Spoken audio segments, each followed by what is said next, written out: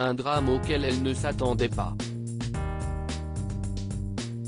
En septembre 2019, Hélène Ségara s'emparait de son compte Instagram pour annoncer la mort de son père, Bernardo Rizzo, à l'âge de 73 ans.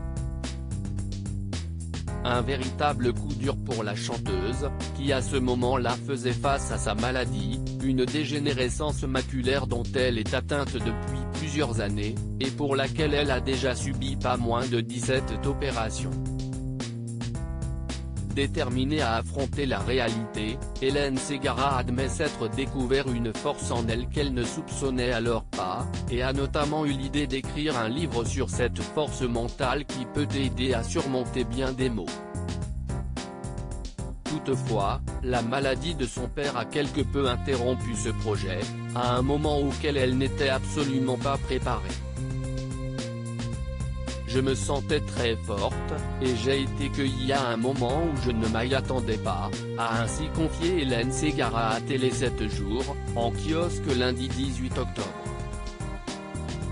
Au moment de la disparition de son père, la chanteuse confie notamment avoir été inspirée pour écrire un chapitre sur le fait que l'on n'est pas infaillible.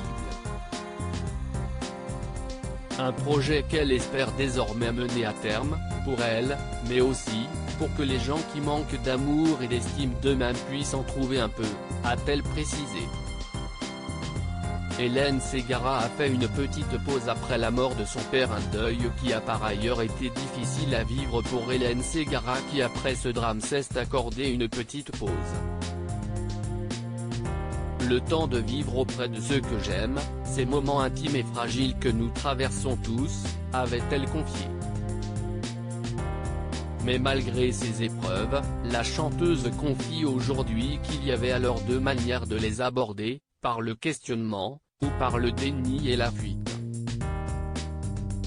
Et si est-il bien en y faisant face qu'elle a choisi de les surmonter, elle qui s'est également confiée comme rarement à propos de sa maladie.